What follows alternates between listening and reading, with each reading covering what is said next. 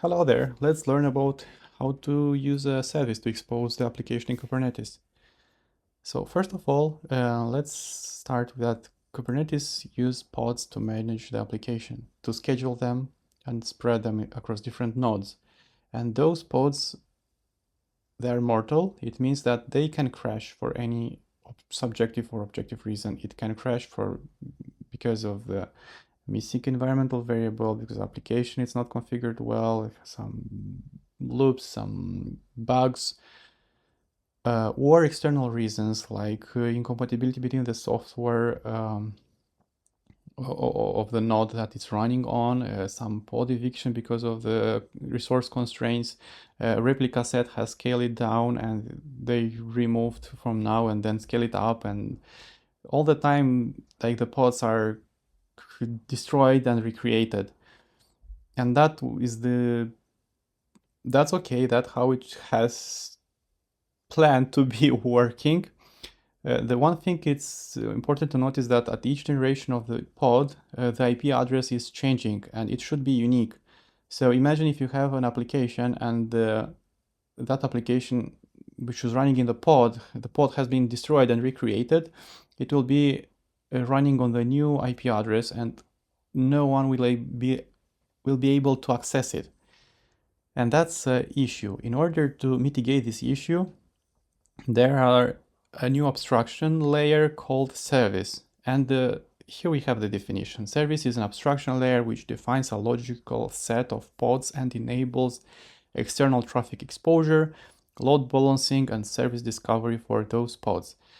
In other words, service is just an object which exposes one stable IP outside, and it knows how to communicate with the pods which it's managing. Managing, I mean it's assigned to. And that assignment is done by using a label selector, but we will go in it a bit later. So yeah, this is external traffic exposure because we have only one IP outside, and the number of pods can vary. Like if you have a replica set, it can scale up and down in any moment in time.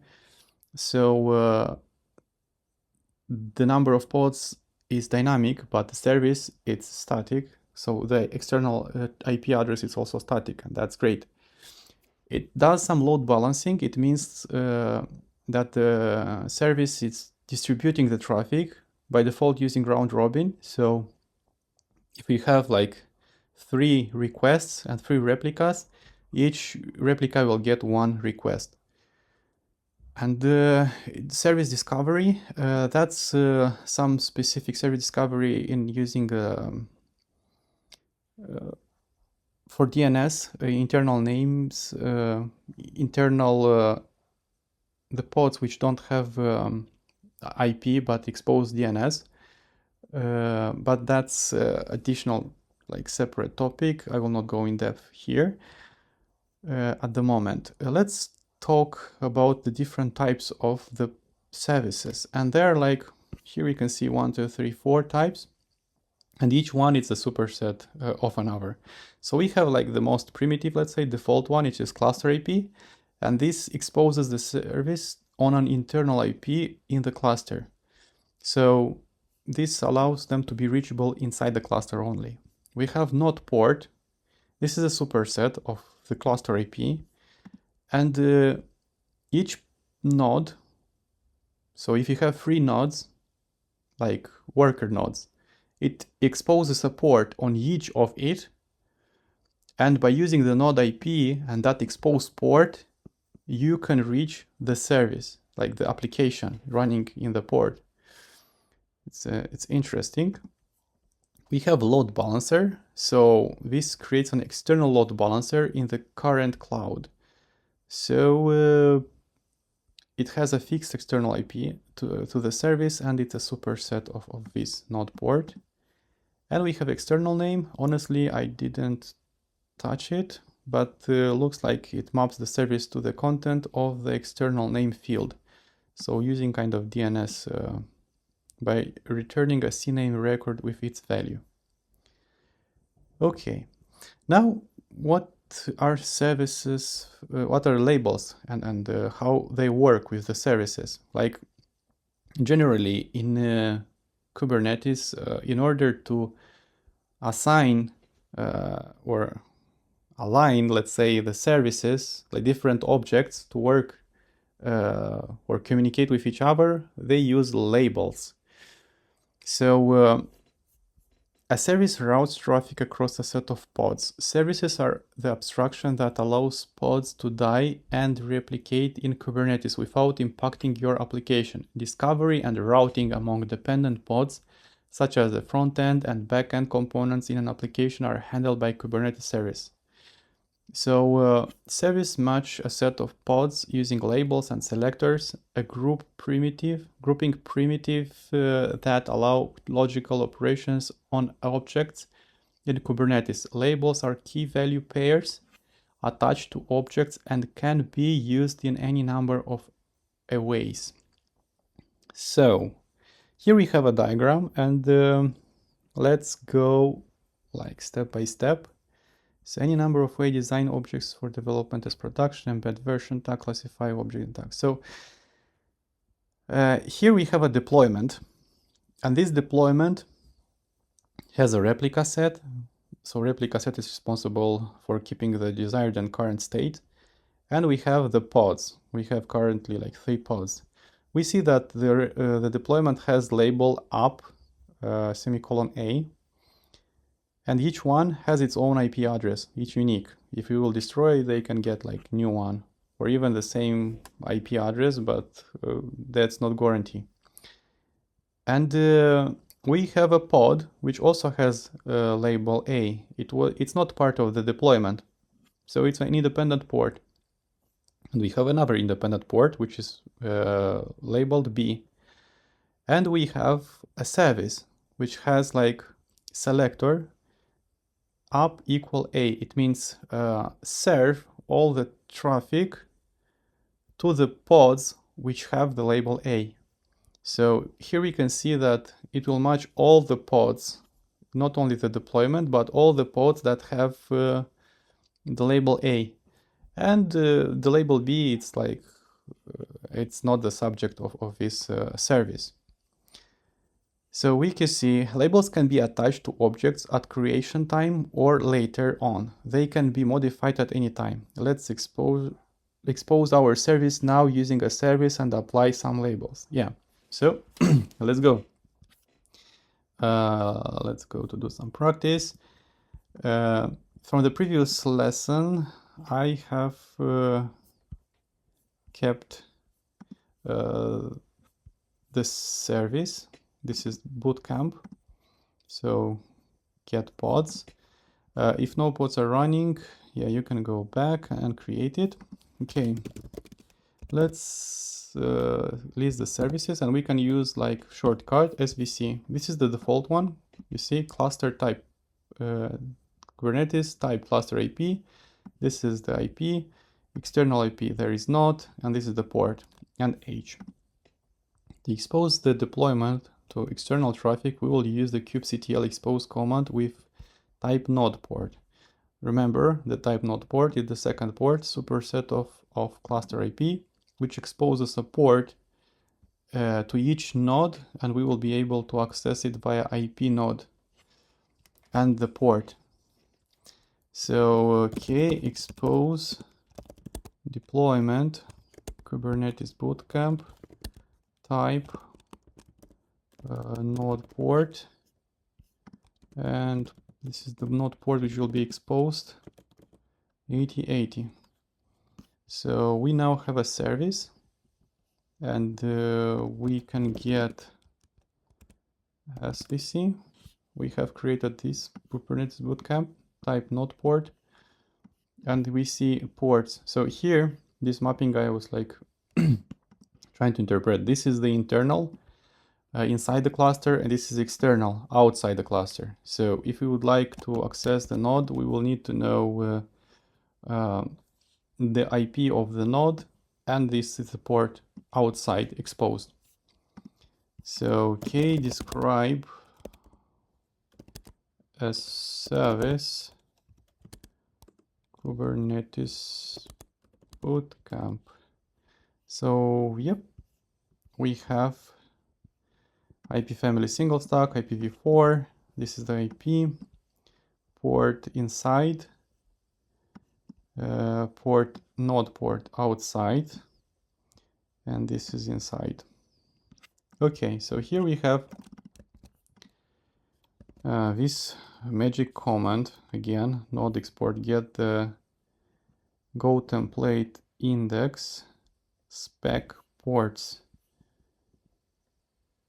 And yeah, if you would like to learn how this works, we would have to do like this.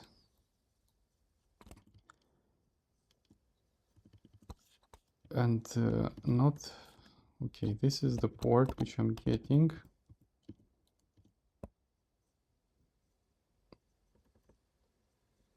But I would like to see what is the output.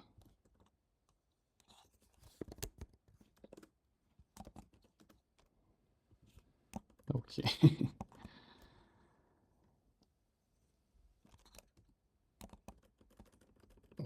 So YAML index spec ports. We have spec, we have ports, and we have node port. This is node port. So that's how we get it. Now we can echo.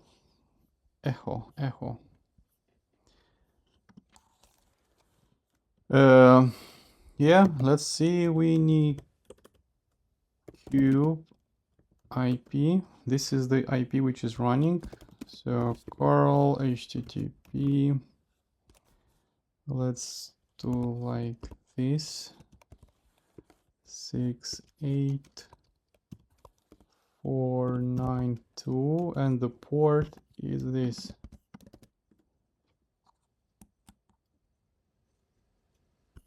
And we are getting nothing. And look, if you are running Minikube with Docker desktop, which I'm doing right now, is needed because the container inside Docker is isolated from the host. So we have to do additional parts. Let's do them. Minikube serve Kubernetes Bootcamp. Because you're using terminal, run it. Yes, we have it. Now we can curl. Okay, see. Yes. And we get the exposed service. So yeah, some workaround. Now, okay, describe deployment. So we have Kubernetes Bootcamp, and we have name label. Here you can see the label up Kubernetes Bootcamp. Let's use this label to query our list of pods. We will use kubectl get pods. Okay, get pods. This is the flag for getting the pods by labels. Selector Kubernetes Bootcamp, and we have it. Great. And we can also get not only SVC, yeah, so we got pods and services, and we know that those pods are managed by this service, and that's great to use the labels for that.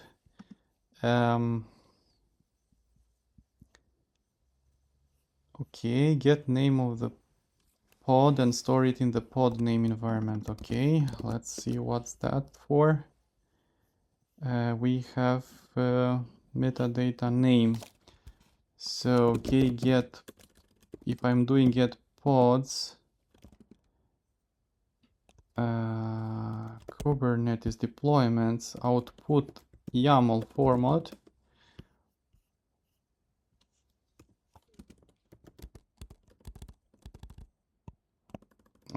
I wanted to make it mini version, but okay, never mind.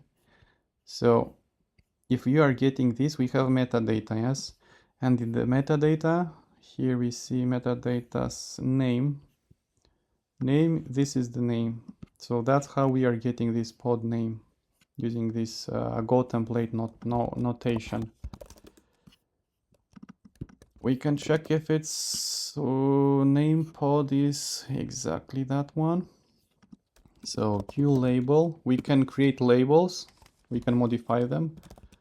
Pods and pod name version equal v1, and we have labeled it. Okay, describe pods, pod name. Now if we go to labels, we can see pod name, pod template hash. By the way, the name is the name of the pod is generated this part from the hash, and the last one it's unique generated. This is the hash for the replica set. And yeah, this is the new label which I have added. And if I'm getting the pods label version v1, I'm getting it. And if I'm adding also to list the service, I won't get it because there's no service that it's selecting this label. So now we can delete. Yep, I have deleted it. Get SVC. So that's the default service. So to confirm that our service was removed, to confirm that that route is not exposed anymore, you can curl the previously exposed IP and port.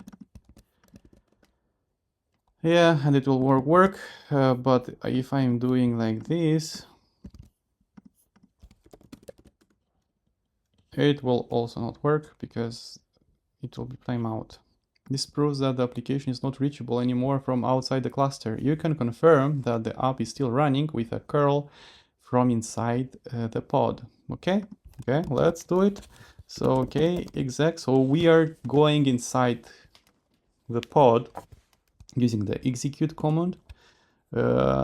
This is interactive and interactive. I forgot what this time means. It's actually interactive. IT is from interactive, and there are no two different flags. This is only one. And we are using pod name, and double dashes means I'm running the curl inside the container itself, the pod. Local host 8080. And inside it works. We see here that the application is up. This is because the deployment is managing the application. To shut down the application, you need to delete the deployment as well. Yep, so that's it. Thank you.